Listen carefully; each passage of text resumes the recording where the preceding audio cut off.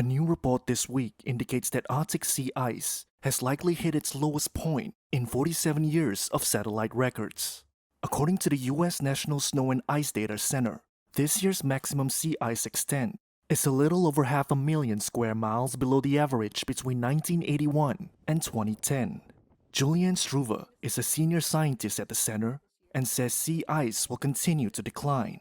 I think that the really important thing to me is that we're not returning to conditions we saw, a few decades ago. We're continuing on this path towards less overall sea ice. And of course, a record year will make the news and it should, but then again, we just keeping on this path and eventually we will lose the ice in the Arctic Ocean in summer.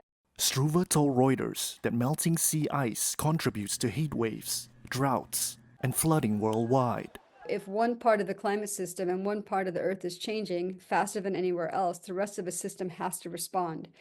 And so there are a lot of studies, of course, that have linked what's going on in the Arctic to changes in extreme weather events. And usually it has to do more with these blocking patterns where you get, weather that patterns that get stuck in one place for longer periods of time, which can lead to either extreme heat waves or droughts or flooding.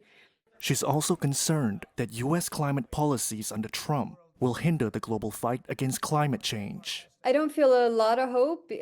Part of it is the new administration, of course, is going to roll back a lot of our environmental protections and greenhouse gas emissions. So that's, of course, concerning as the US is a key player. And, it could make arguments then for other countries saying, well, look, the US isn't doing anything. Why should we? So that's a concern because you really need all countries to get on board and to dramatically reduce their CO2 emissions. And everybody has to do it now. We can't keep waiting. Struve says summer weather will determine if this year's minimum sea ice extent is considered an extreme event.